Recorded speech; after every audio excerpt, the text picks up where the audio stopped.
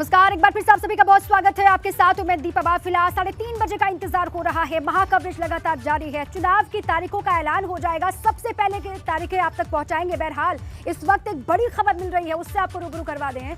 24 सीटों पर चुनाव लड़ेगी निषाद पार्टी। ये बड़ी खबर आपको पहुंचा रहे हैं। पार्टी अध्यक्ष डॉक्टर संजय निषाद ने घोषणा की है। ये बड़ी खबर है। निषाद पार्टी ने भाजपा से गठबंधन किया है। भाजपा से सीट बंटवारे से पहले ही घोषणा। भाजपा ने सीट बंटवारे पर कुछ भी अभी तक नहीं कहा है। देखिए, निषाद पार्टी के संजय निषाद सामने आते हैं और वो कहते हैं कि उनको इतने सीटों पर चुनाव लड़ना है। क्या कुछ कहा, सुनिए जरा। मैंने पहले बता दिया कि 2 दर्जन सीटों पर निषाद पार्टी लड़ेगी और निश्चित रूप से बहुत जल्दी उसकी घोषणा हो जाएगी। कहाँ निषाद पार्टी लड़ेगी, यहाँ बढ़ते। मैंने पहले बता दिया कि 2 दर्जन सीटों पर निषाद पार्टी लड़ेगी और निश्चित रूप से बहुत जल्दी उसकी घोषणा हो जाएगी। कहाँ निषाद पार्टी लड़ेगी, यहाँ बढ़ते। अब देखिए, भाजपा से सीट बंटवारे को लेकर ये बड़ा ऐलान है निषाद पार्टी की तरफ से। संजय सिंह ने कहा है कि वो इतने सीटों पर 24 सीटों पर चुनाव लड़ना चाहते हैं। अब इसी पर अधिक जानकारियों के साथ UP bureau chief Veeresh Pandey हमारे साथ जुड़ चुके हैं। सीधे उन्हीं के पास चलते हैं। वीरेश जी, देखिए, अभी निषाद पार्टी की तरफ से संजय निषाद सामने आकर के ये तो कह रहे हैं कि 24 सीटों पर उनको चुनाव लड़ना है। अब बीजेपी कितनी सीटें उनको देती है, इस पर सस्पेंस अभी बरकरार है। जी, 2017 में भी निषाद पार्टी ने 72 सीटों पर चुनाव लड़ा था और जीती थी 1 सीट। और वो भी कौन जीता था?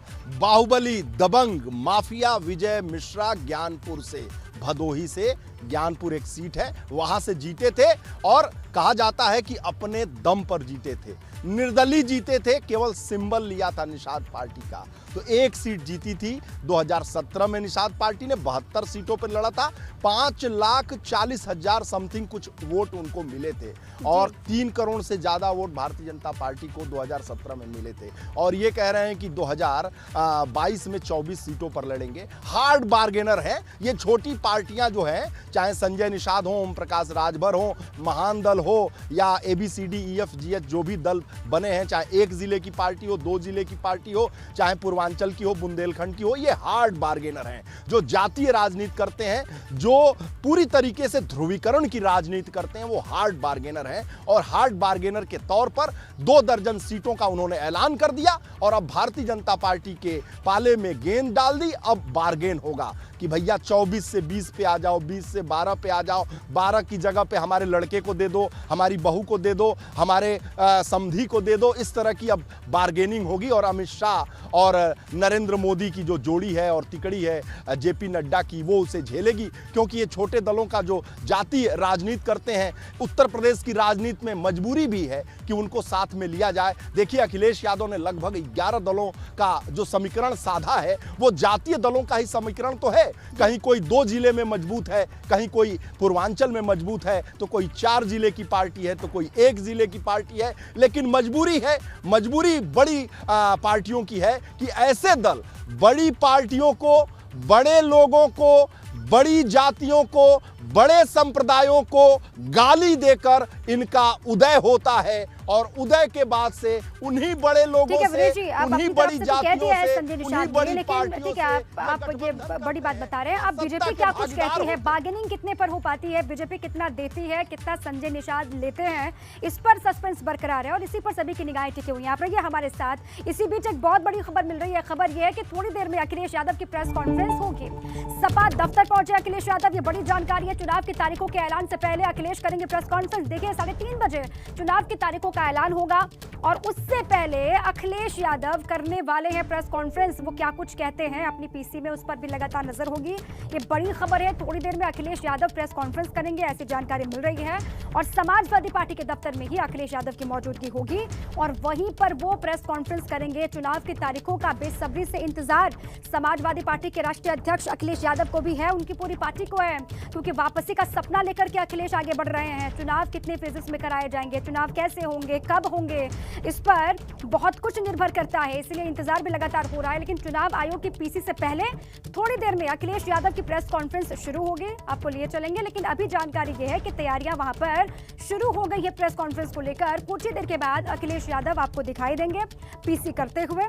चुनाव आयोग तारीखों का ऐलान आज करने वाला है। 3:30 बजे काउंटडाउन लगातार हम चला रहे हैं। 3:30 बजे तारीखों का ऐलान हो जाएगा। उत्तर प्रदेश में कितने चरणों में मतदान कराए जाने हैं, क्या कोविड की स्थिति को भापा है चुनाव आयोग ने, क्या स्थितियां वहां पर चुनाव आयोग को दिखाई दी है। अभी वहां पर चुनाव आयोग की टीम गई हुई थी, वहां पर तमाम राजनीतिक दलों से चर्चा की, लगातार बैठकों का दौर भी चला। उसके बाद अंततः ये फैसला लिया गया कि सभी राजनीतिक दल ये चाहते हैं कि तय समय के अनुसार ही इलेक्शन हो, और वही अब होने जा रहा है।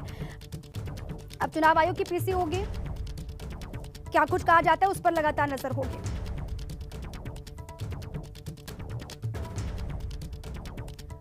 तो थोड़ी देर में अखिलेश यादव की प्रेस कॉन्फ्रेंस आएगी, सपा दफ्तर में उनकी मौजूदगी है। कहा यह जा रहा है कि तैयारियां वहां पर शुरू हो चुकी हैं। कुछ ही देर के बाद समाजवादी पार्टी के अध्यक्ष अखिलेश यादव, क्योंकि 3:30 बजे चुनाव आयोग की प्रेस कॉन्फ्रेंस होगी और उसके बाद क्या होता है पूरी तस्वीर साफ हो जाएगी। चले सीधे आपको समाजवादी पार्टी के दफ्तर लिए चलते हैं, वहां से शैलेश लगातार बने हुए। शैलेश, क्या जानकारी है प्रेस कॉन्फ्रेंस को लेकर, कितने बजे शुरू होगी?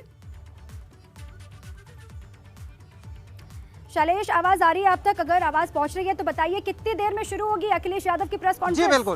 जी बिल्कुल।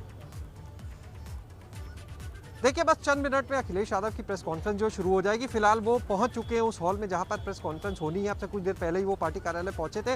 मीडिया को फिलहाल उस हॉल के बाहर रोका गया। अंदर वो कुछ लोगों के साथ अभी मुलाकात कर रहे हैं और उस मुलाकात के बाद में अखिलेश यादव की प्रेस कॉन्फ्रेंस शुरू हो जाएगी। हालांकि ये प्रेस कॉन्फ्रेंस उनकी देखिए पहले से तय थी। वो जो चुनाव की तारीखों का ऐलान की घोषणा की गई है, जो घोषणा होनी है, जो प्रेस कॉन्फ्रेंस का ऐलान किया गया, उससे पहले की उनकी ये प्रेस कॉन्फ्रेंस शेड्यूल थी। लेकिन अब ये निश्चित रूप से मानकर चलिए कि 1 बजे की जो उनकी प्रेस कॉन्फ्रेंस थी, यही शायद वजह है, थोड़ा और बढ़ाया जा रहा है और उसमें कई अहम चीज़ों को लेकर भी वो बात कर सकते हैं। और सभी की निगाहें इस बात पर अब टिकी हुई हैं कि किस तरह से आगे चुनाव होंगे, क्योंकि जिस तरह से देखिए लगातार एक बात निकलकर सामने आ रही है कि 2017 और 22 के चुनाव में अगर सबसे बड़ा अंतर देखें तो वो है परिस्थितियों का अंतर। अगर उत्तर प्रदेश के कंटेक्स्ट में आप बात करते हैं तो देखिए इस 1 साल की अगर हम बात करें तो 50 लाख से ज़्यादा वोटर बढ़ा। अगर पूरे 5 साल की हम बात करें 2017 और इस बार की तुलना करते हैं तो 86 लाख वोटर यहाँ पर बढ़ा है। 14 करोड़ 11 लाख के आसपास जो वोटर था वो 2017 में था और इस समय 15 करोड़ से ऊपर वोटर जो है वो उत्तर प्रदेश में हो चुका है। पोलिंग बूथ जो है वो यहाँ पर लगभग 11,000 पोलिंग बूथ जो है वो इस बार बढ़ाए जा रहे हैं। लेकिन क्योंकि कोरोना है और जैसा लगातार देखिए हमारे ब्यूरो चीफ वीरेश पांडे जी ने भी अभी बताया कि जो चरण होंगे चुनाव के वो निश्चित रूप से बढ़ाने की उम्मीद लग रही है। जैसे पिछली बार का चुनाव 7 चरण में था, तो इस बार का जो चुनाव होगा वो 8 से 9 चरण में होने की पूरी संभावना बनती दिख रही है, क्योंकि जिस तरह से केसेस बढ़े। और उत्तर प्रदेश की अगर बात करें तो एक चीज और, सबसे बड़ा राज्य है, सबसे ज्यादा मतदाता यहाँ पर आप देख रहे हैं और उसके बाद में 8 से 9 चरणों में इलेक्शन हो सकते हैं, ये जानकारी आप भी दे रहे हैं। वहाँ आसपास की तस्वीर दिखाइए, जो समाजवादी पार्टी के स्थानीय नेता वहां पर पहुंचे, आसपास के हिस्सों से, उनसे भी बातचीत कीजिए, वो किस तरीके से इंतजार कर रहे हैं और तस्वीरें दिखाइए सपा दफ्तर की।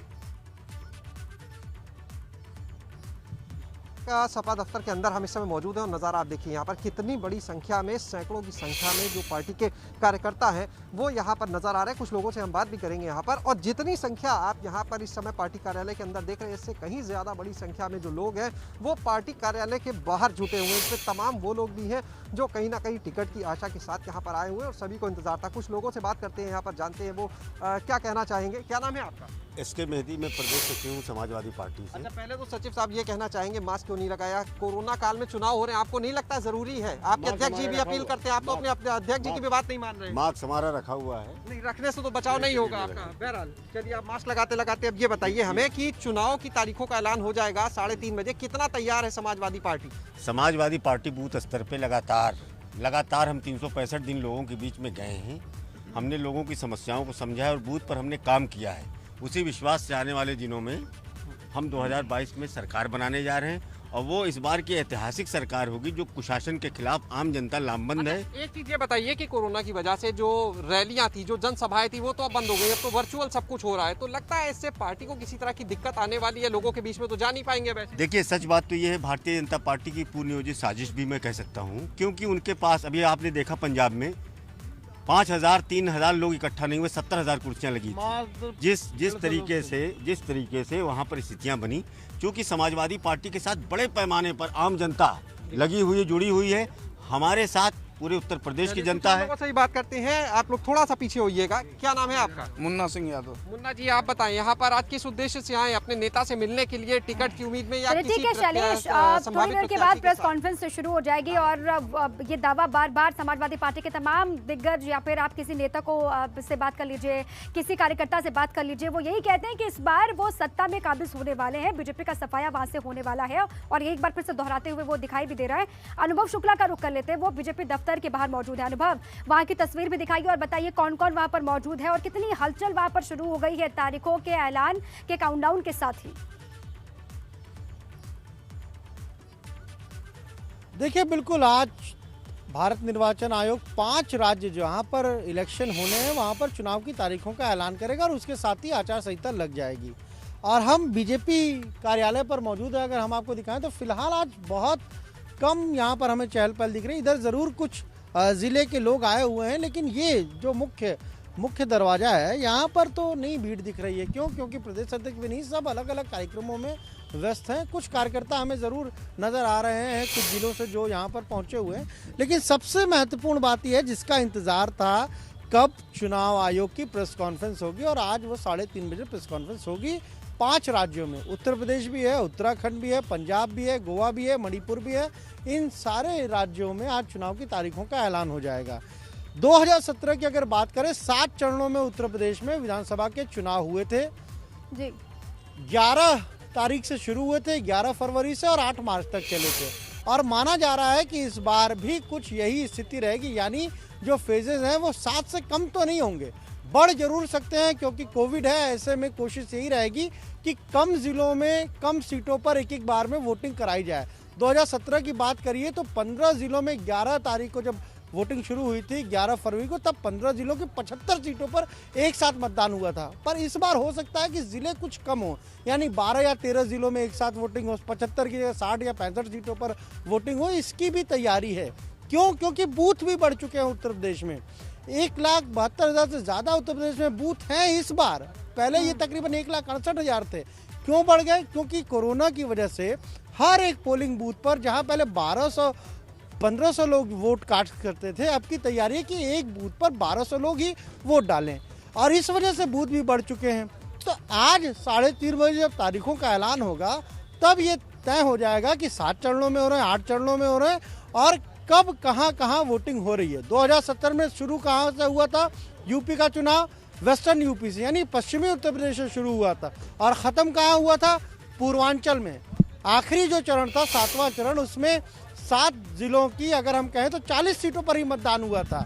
और इस बार बीजेपी ने एक अगर हम कहें तो चुनाव आयोग को एक लेटर भी भेजा है, पत्र बिल्कुल भी ठीक भेजा है है। अनुभव, 2017 में आपने जानकारी दी, पश्चिम से इलेक्शन की शुरुआत हुई, पूर्वांचल में जाकर के चुनाव खत्म हुए, और इस बार भी लगातार नजर है कि कहां से शुरुआत इसकी होगी, कहां पर जाकर के खत्म होगा, अब क्या कुछ होगा, लगातार नजर इस पर बनी हुई है। आप सभी रहिए हमारे साथ, आपके पास फिर लौट करके आएंगे। महा कवरेज, बड़ी कवरेज लगातार जारी है चुनाव के ऐलान को लेकर। 3:30 बजे का इंतजार है, 3:30 बजे चुनाव आयोग की पीसी होगी। सबसे बड़ी खबर यही है कि आज तारीखों का ऐलान हो जाएगा। जी हाँ, 5 राज्यों में विधानसभा के चुनाव होने हैं और 3:30 बजे का इंतजार हो रहा है जब चुनाव आयोग की पीसी होगी और फिर हो जाएगा तारीखों का ऐलान। बहुत बड़ी खबर यह है कि 5 राज्यों में जो विधानसभा के चुनाव होने हैं, यूपी, उत्तराखंड समेत, उनके लिए तारीखों का ऐलान होगा 3:30 बजे।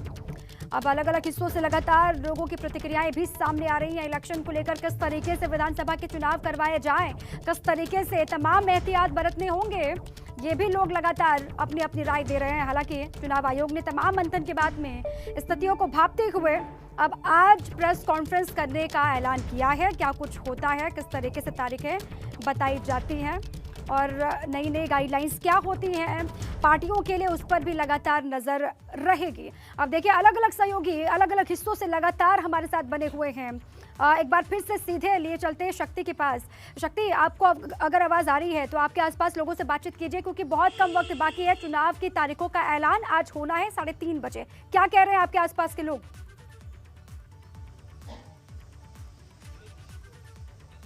शक्ति, आवाज़ पहुँच रही है आप तक? जी बिल्कुल दीपा, इंतजार कर रहे थे जो लोग, इंतजार कर रहे थे, अब उनके इंतजार की घड़ियां खत्म होने जा रही हैं और आज जो चुनाव की तारीखों का ऐलान है वो हो जाएगा। जी, आपका नाम जानना चाहूंगा और आज से चुनाव, यानी कि चुनाव आ गया है, तारीखों का अब ऐलान होने जा रहा है, तो कितने समय से आप इंतजार कर रहे थे? हम तो बहुत दिनों से हम इंतजार कर रहे थे, बल्कि आज चुनाव आयोग जो है आज शाम को करीबन 4 बजे इसकी सारी तारीखें ऐलान करने वाला है। बेसिकली भारत जो है एक लोकतांत्रिक देश है और हम उसके नागरिक हैं। हम तो बहुत टाइम से वेट करते हैं, ये सब जब चुनाव आते हैं हम अपने अधिकार का यूज करते हैं और जैसे ही हमारे अधिकार आते हैं तो हम अपने तरीके से जो भी हमारा उम्मीदवार खड़ा होता है हम उसको चयन कर पाते हैं। तो हम तो बहुत एक्साइटेड हैं इस चुनाव के लिए। देखिए बहुत एक्साइटेड है। अच्छा आप बताइए कि मुझे ऐसा लग रहा है कि अच्छा पहले अपना नाम और अपनी उम्र बताइए आप। मेरा नाम उत्कर्ष मैनी है, मैं 19 वर्ष का हूँ। मैं इस साल मैं बहुत खुश हूँ कि मैं पहली बार वोट डालने जाऊँगा। तो हमेशा पापा को घर पे सबको देखता था वोट डाल के आते हुए, और इस बार खुद का वोटर ID कार्ड बनवा के मैं बहुत खुश हूँ कि मैं अपने आप खुद वोट डाल के आऊँ। देखिए युवा है, इस बार ये सरकार बनाने में इनकी अहम भूमिका होगी। ये वोट डालेंगे, इनके अंदर जो खुशी है वो देखी जा सकती है। आपका भी नाम जानना चाहेंगे और चुनाव अब आ गया है। राहुल नाम है मेरा। मैं पहले 2-3 बार चुनाव वोट डाल चुका हूँ, 2-3 बार पहले भी वोट डाल चुका हूँ, लेकिन अब मुझे अच्छा लग रहा है कि मेरे को अपनी सरकार चुनने का मौका मिलता है हर बार। अच्छा लगता है काफी ज्यादा। इंतजार कर रहे थे आप? इंतजार कर रहा था काफी टाइम। तो नई सरकार चुनने के लिए अच्छा चलिए आपसे जानना चाहेंगे हम, ये बताइए कि चुनाव आ गया, आप तो काफी समय से सरकारें चुनते हुए आ रहे होंगे, एक बार फिर चुनाव आ गया है। बड़ी खुशी की बात है, बड़ा अच्छा लग रहा है कि हमें एक बार फिर जो मौका मिल रहा है। अच्छा ये बताइए कि चुनाव बहुत सारे आपने देखे होंगे और फिर एक बार इंतजार कर रहे होंगे, तो अभी क्या लगा पिछली सरकारों से, क्या जो उम्मीद थी और इस बार जो सरकार चल रही थी उससे क्या उम्मीद और आने वाली सरकार से क्या उम्मीद होगी? बीजेपी का मुकाबला कोई नहीं कर सकता। सबसे बड़े अच्छे नेता हैं हमारे मोदी जी। अच्छा तो आपसे जानना चाहेंगे, आज एक बार फिर ऐलान होने वाला है चुनाव की तारीखों का, इंतजार में थे? हाँ जी इंतजार में थे। इस बार फिर वोट डालेंगे? हाँ जी डालेंगे। कैसा महसूस कर रहे हैं कि आज चुनावी तारीखों का ऐलान होने जा रहा है? बढ़िया, हम महसूस चाह रहे हैं सब ऐलान हो, हाँ वोट डालेंगे। वोट डालेंगे? हाँ जी। बढ़ चढ़ के हिस्सा लेंगे? हाँ जी बढ़ चढ़ के हिस्सा लेंगे। ठीक है शक्ति, यही तो अच्छा बेटा आप आ गया हो, आपकी उम्र भी हुई और लोकतंत्र की खूबसूरती यही है, लोकतंत्र का उत्सव चुनाव होते हैं और इस उत्सव में सभी मिलकर के अपनी अपनी भागीदारी सुनिश्चित करें, अपनी जिम्मेदारी को निभाएं और यही लोग जो बातें लोग कह रहे हैं उससे भी यही प्रकट होता है, यही दिखाई देता है। आप रहिए हमारे साथ। देहरादून से अजीत जी भी लगातार बने हुए। अजीत जी देखिए वहाँ पर सर्द मौसम है लेकिन सियासी जो फिजाओं में गर्मी खुली हुई है वो अब और बढ़ जाएगी क्योंकि चुनाव की तारीखों का ऐलान होगा, उसके बाद पार्टी दफ्तरों में जो है वो हलचल आज के बाद से बढ़ जाएगी।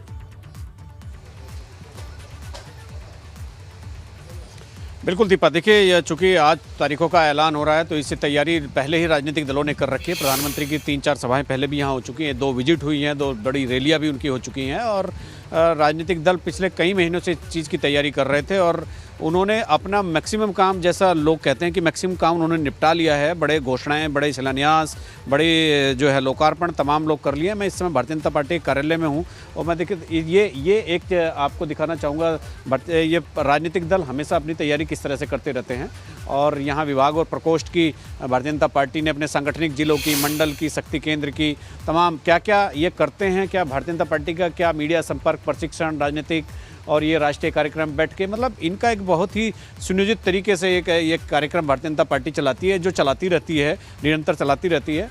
और आप तमाम ये देख सकते हैं कि किस तरह से कार्यालय का आधुनिकीकरण करना है, स्वच्छता अभियान चलाना है, बेटी बचाओ बेटी पढ़ाओ और नमामि गंगे, मतलब तमाम भारतीय जनता पार्टी के ऐसे एजेंडे हैं जिनमें भारतीय जनता पार्टी पहले से ही काम कर रही है। चूँकि निरंतर ये काम यहाँ पर चलते रहते हैं और आज चुनावी तारीखों का जैसे ही ऐलान होगा तो जो पहले से तैयारी हो रही है उसको, उस कार्य योजना को, उसको मूर्त रूप देने का काम फिर शुरू हो जाएगा। और चूँकि आज शासन में, सरकार में मंत्रियों के और मुख्यमंत्रियों के काम लगभग बहुत ही कम हो जाएंगे, उनकी कोई जवाबदेही शासन की तरफ नहीं रह जाएगी, तो इसीलिए मुख्यमंत्री और मंत्री जो शासन का हिस्सा होते हैं तो वो पूरी तरह से राजनीतिक क्षेत्र में आकर अपना काम करेंगे। अपनी पहले ही बहुत सारे लोग, बहुत सारे विधायक, मंत्री अपने अपने विधानसभा क्षेत्रों के लिए अग्रसर हो गए हैं और अब चूंकि आचार संहिता के बाद शासन का कोई ऐसा काम नहीं होता है, ऐसे बड़े फैसले नहीं होते हैं, तो मुख्यमंत्री और तमाम तैयारियों को और मजबूती के साथ आगे बढ़ाएंगे राजनीतिक दल और चुनाव की तारीखों का ऐलान जैसे ही हो जाएगा उसके बाद हलचल तेज हो जाएगी। वो उत्तर प्रदेश की हम बात करें या फिर बात करें उत्तराखंड की।